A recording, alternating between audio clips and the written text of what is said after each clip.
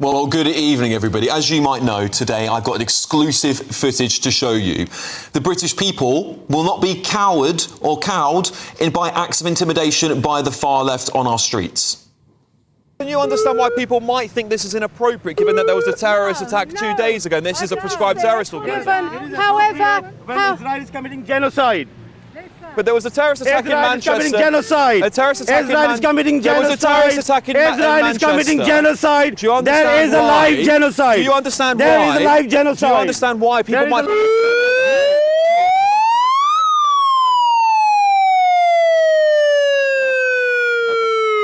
Will not allow you to. Well, it's free speech in this country. Do you not like free speech?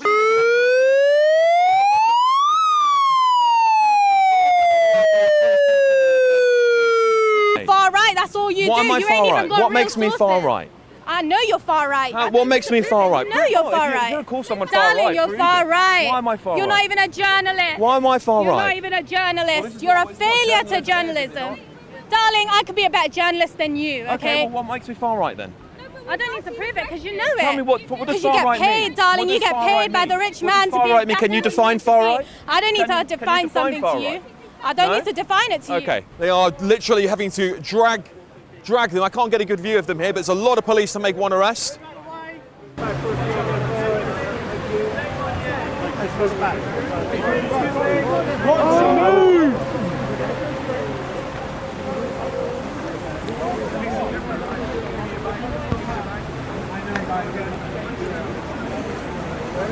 It's a lot of police to arrest one person, isn't it?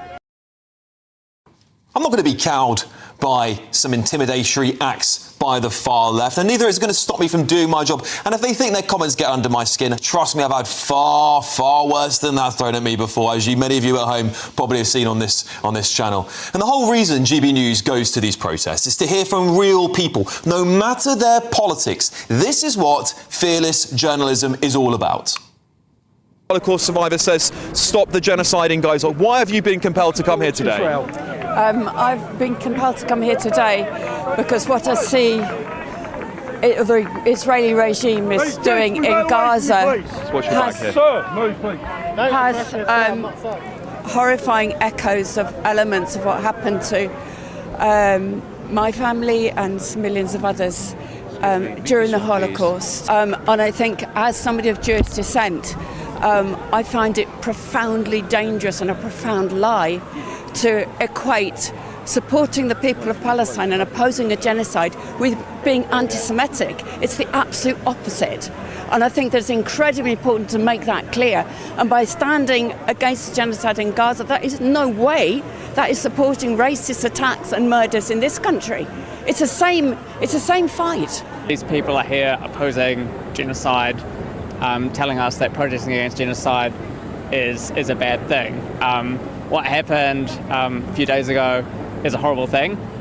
What's happening in Palestine is also a horrible thing. I feel like trying to put those two together and saying these people shouldn't be out here having this say about genocide. On the night of the terror attack, though, where marches still going ahead, do you think there should have been at least a break in the protests in order to let people breathe a little bit? Well, my understanding was those particular protests were for the flotilla that was trying to deliver peaceful aid to Gaza.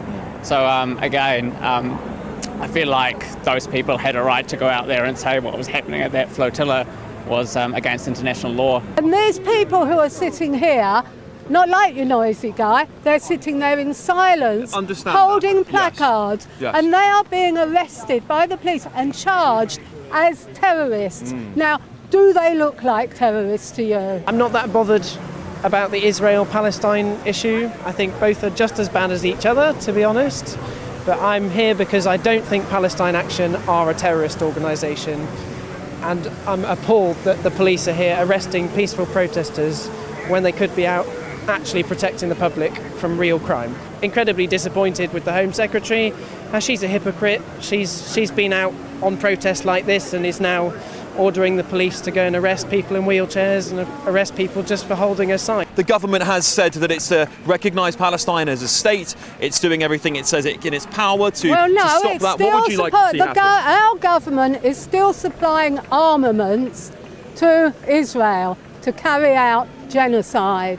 It's flying spy missions over Gaza and providing their military with information. It is actively supporting what is going on over there. Okay. So I just think it's just a sort of bit of whitewash saying, oh yeah, but the kind of state of Palestine they want is one where the Palestinians won't have any say in what happens to them.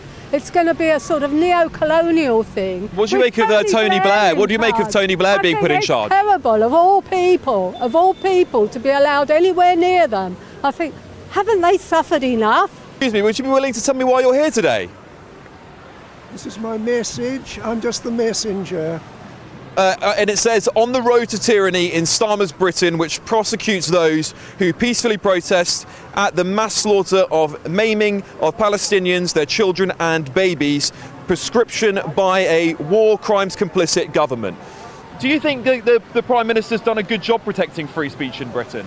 I'd rather confine my message to this, if you don't mind. Absolutely. Thank you for looking at it. No problem at all. That's what we're here to do. Thank you. Indeed. Well, there were concerned British people there who didn't think these protests should be going ahead, and we heard from them too. Protesting, because I'm assuming you're counter-protesting. No, I'm not even counter-protesting.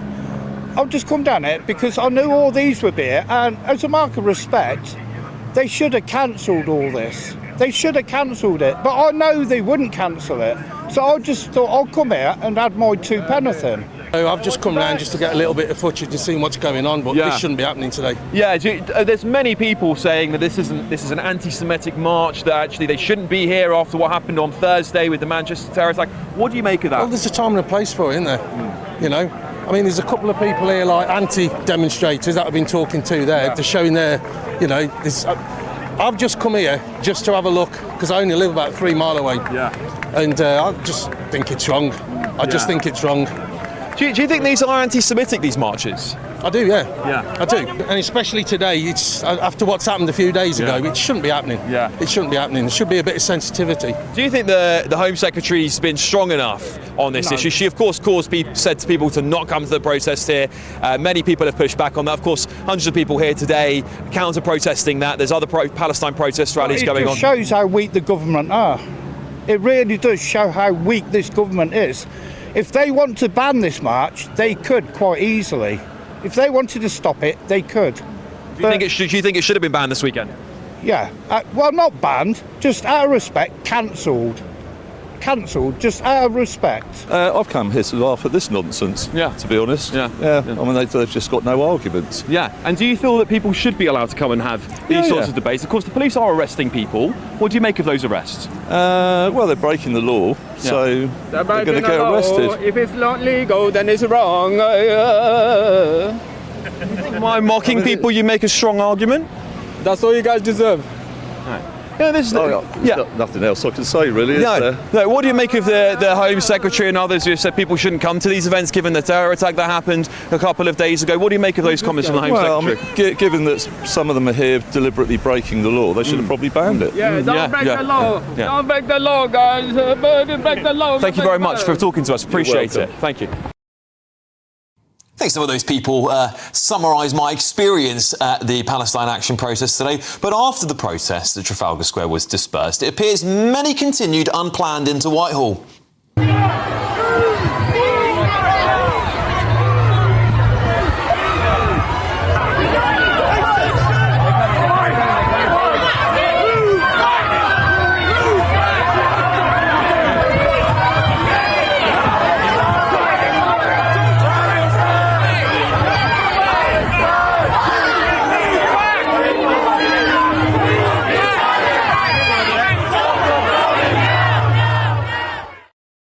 Well, there you have it. That was my experience today at Palestine Action. And I'll start with, I've got my fantastic panel here. Paul Richards, former Labour Party advisor, journalist and broadcaster. Linda Jubilee and former Met Police detective Peter Blexley. Paul, I'll start with you.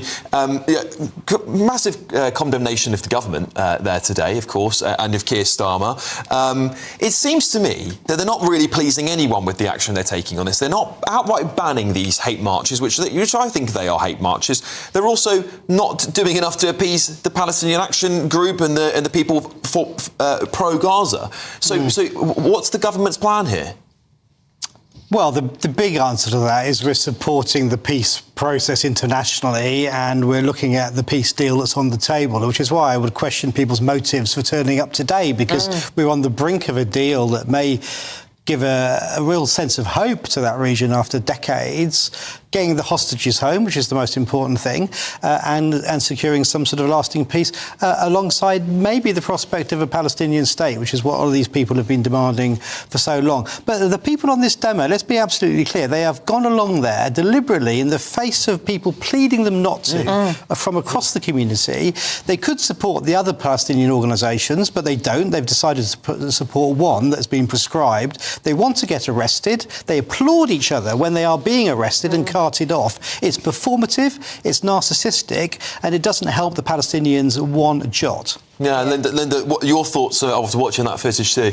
Well, I mean, I'm going to repeat something I said earlier, that really all these people should have been showing respect to those who have been who suffered terribly over recent days. It would have been a sign of respect, but also it would have been such a dignified thing to do if they had spontaneously decided not to go on these demonstrations.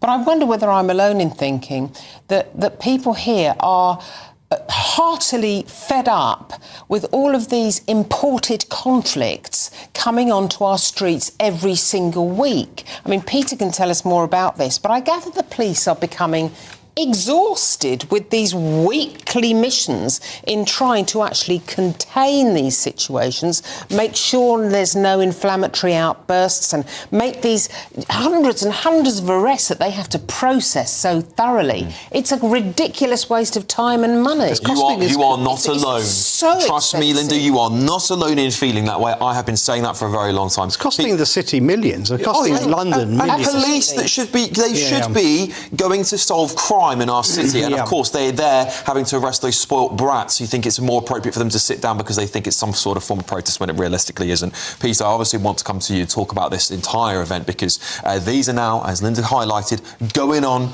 all the time. The disgusting ones that happened on Thursday, I think, were the worst people who would do that. Really terrible people.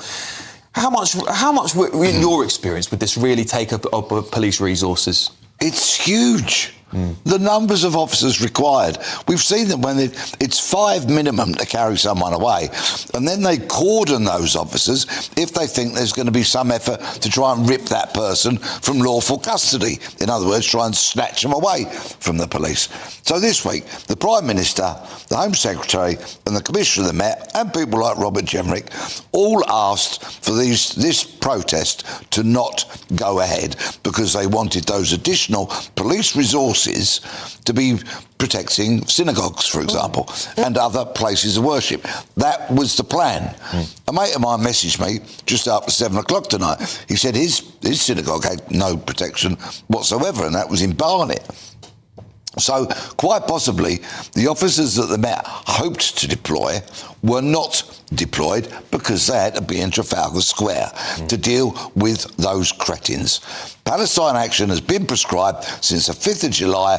They all know it. And I think thus far the Met are dealing with these protests commendably. I'd actually agree with you. I think they've done. I mean, seeing them operate today was a work of art. Actually, the way they moved, the way they spotted people that were genuinely holding up pro-Palestine Action signs. But I just want to ask you, because the Home Secretary, and I was just sort of saying this to Paul, not pleasing anybody here, not pleasing the people who want these hate marches to end, not pleasing the pro-Gaza group who, of course, want, I don't know, for the government to go to war with Israel, perhaps, or to end armaments to Israel, or to do something more radical.